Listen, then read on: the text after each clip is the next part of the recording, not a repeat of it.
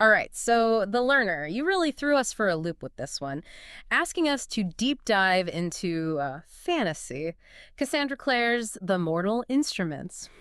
Pretty different from what we usually cover. If you mute. But it's actually really cool because even fictional worlds, right? They can teach us something about like human nature and Yeah. conflict and relationships. And you always seem to pick up on those kind of like those aha moments, even in the most unexpected places. So I'm kind of excited for this. Yeah, what's fascinating is that we're kind of treating these excerpts as like data points, not just analyzing the writing, but like what are the core structures of the story, the character dynamics, the themes. Kind of cool to see how classic storytelling works in this fantastical setting. Exactly. So for anyone who hasn't read The Mortal Instruments, it's set in like our world, cities, normal life, all that. But there's this whole hidden layer of, well, everything's supernatural. Shadowhunters. Right. They're like part angel, part human, sworn to fight demons. Hmm. And then you've got downworlders, vampires, werewolves, warlocks, So a fairies. whole hidden society. And the excerpts you sent, Learner, they cover a big chunk of the first book, lots of characters, lots going on. Sets the foundation for the whole series. Our mission then is to like really get into it, unpack those narrative arcs, figure out what makes these characters tick, those tense moments, those big reveals. And ultimately, we want to give you a clear picture of the core conflicts that Cassandra Clare is setting up. And luckily, we have our expert here who is like amazing at seeing those patterns and making sense of even the most complicated stories. I try my best. It's all about identifying the core elements, motivations, obstacles, how characters react. So, ready to jump into this shadow world? Let's do it. All right, so one of the first things that happens is, well, this warlock tries to summon a pretty scary demon. Right. Elias tries to bind the demon Agramon using a pentagram. But right away, this Agramon is bad news. His voice is described as like shattering glass. His laughter is caustic as acid. Oof, that sounds rough. Even the way the smoke takes these like monstrous shapes, it's all showing us how powerful and dangerous this demon is. It immediately sets up this idea that there are forces in this world that can't be controlled, which is something people worry about in real life too, right? Things spiraling out of control. Yeah, and it doesn't really go as planned for Elias, does it? Like, he tries to contain Agramon, but the demon breaks free from that pentagram pretty easily. Yeah, it shows just how risky magic can be in this world. You mess with forces you don't understand, and the consequences can be pretty bad. Definitely. And then just when you think things can't get worse for Elias, this mysterious guy in a super expensive suit walks in. Total plot twist. Right out of nowhere. He says HEE was the one who told Elias to summon Agramon, and then boom, he pulls out the Mortal Cup and basically takes control of the demon. The way the Mortal Cup is introduced, like as this casual thing, is so interesting. It's clearly a huge deal, this powerful artifact, kind of like the One Ring or something. Yeah. It totally shifts the power dynamic, right? From this scary demon to this guy who's clearly calling the shots from behind the scenes. Makes you wonder who's really in control. Exactly. Who is this guy?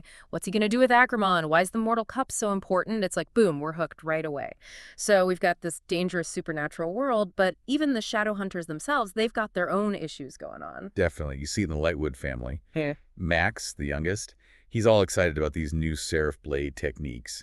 But his brother Jace and their mom Maris, they have this, like, tense reaction. Yeah, it's subtle, but you can tell there's something deeper going on. Secrets and strained relationships. It reminds you that even Shadowhunter families are, well, families. They have baggage and arguments and things left unsaid, just like anyone else. And that's smart storytelling, using small moments to hint at bigger problems and make you curious. Totally. Then there's the huge bombshell about Valentine being Clary's father. Jace's reaction is intense, and Maris acts like she doesn't believe it. You can tell this news is a massive deal. Right. The name Valentine carries so much weight. For Jace, it seems like a really complicated and maybe painful history. And Marius's denial makes you think there's something more to the story, a deeper truth they might be hiding. It makes you wonder about Valentine's character.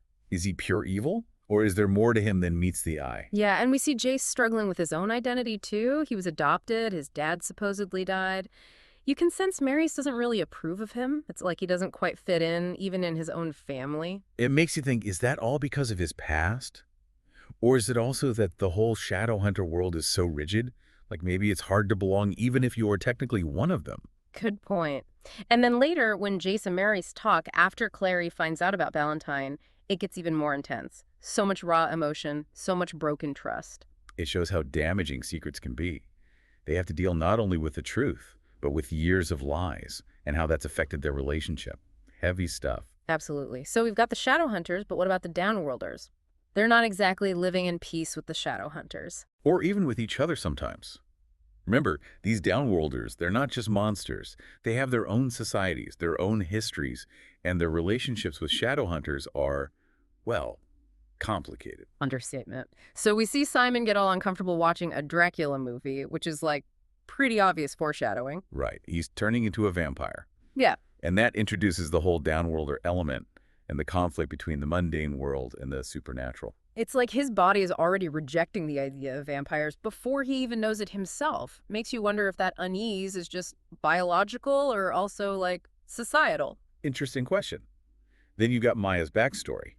Becoming a werewolf, the trauma of that, and all the prejudice she faces as a biracial downworlder in the mundane world. That story is so sad. It makes you realize this whole hidden world has its own dark side. It's not just about good versus evil. There's prejudice within the downworld and between downworlders and mundanes. And that prejudice explodes when the young werewolf, Joseph, is murdered. The tension at the Hunter's Moon is instant, and the werewolves immediately blame vampires. It's like a powder keg just waiting to blow. You can tell there's so much resentment simmering under the surface. Then Jace shows up, and that's when things really escalate.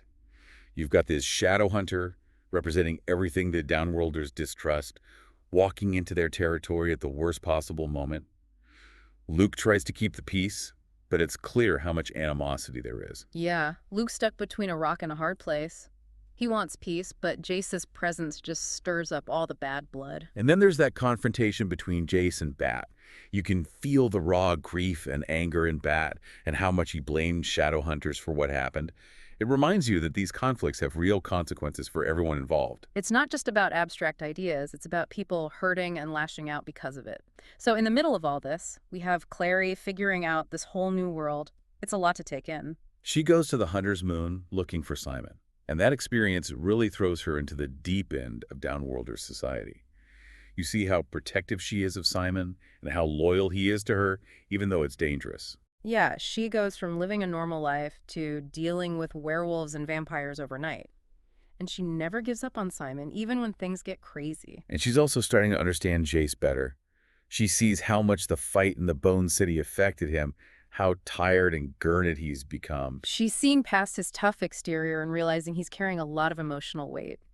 And speaking of complicated relationships, let's not forget about the whole Clary-Jace-Simon triangle. Right. You've got Simon's unrequited feelings for Clary, and then this undeniable connection between Clary and Jace, even though everything's so messy. Classic love triangle, but with way higher stakes because, you know, demons and stuff. Definitely raises the tension. So they go back to the Institute, but things don't exactly calm down. Like at all. Mary's and Luke are super tense with each other. Yeah. You can tell there's history there, some bad blood between them. And then Raphael shows up and casually mentions killing another werewolf leader, which just shows how dangerous this world is.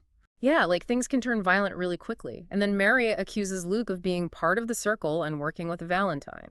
It all points back to their shared past, how much resentment and suspicion there was between them.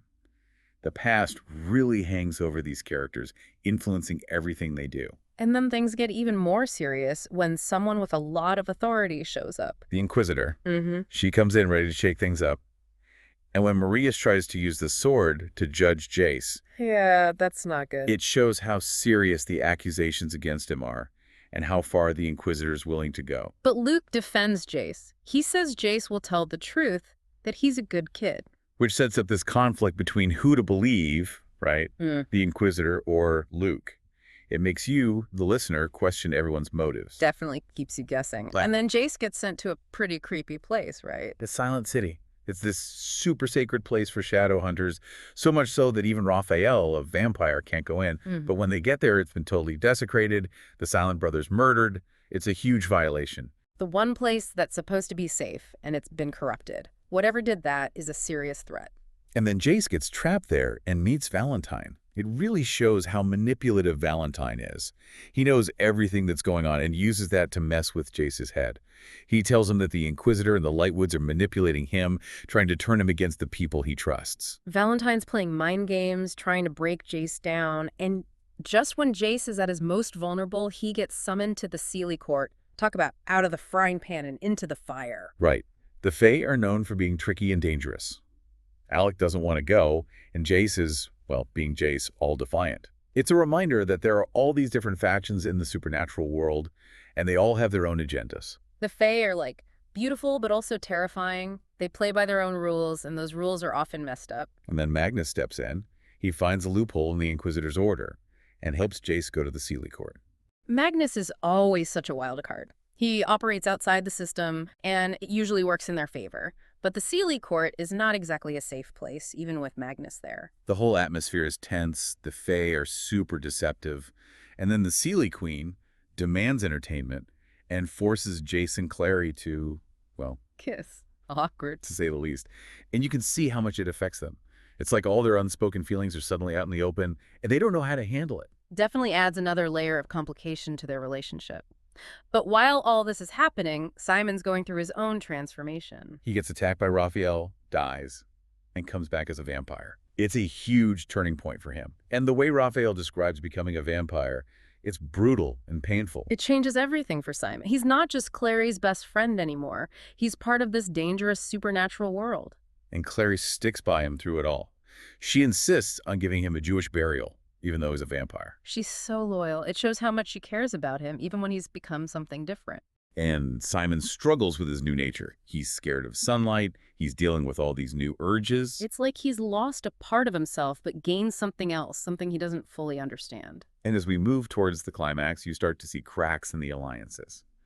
Jace is conflicted about Valentine. He secretly meets with him, and you wonder if he's going to betray the Lightwoods. He's torn between his loyalty to his family and this pull towards his biological father. Makes you really question his motives. And then Maurice drops a bombshell.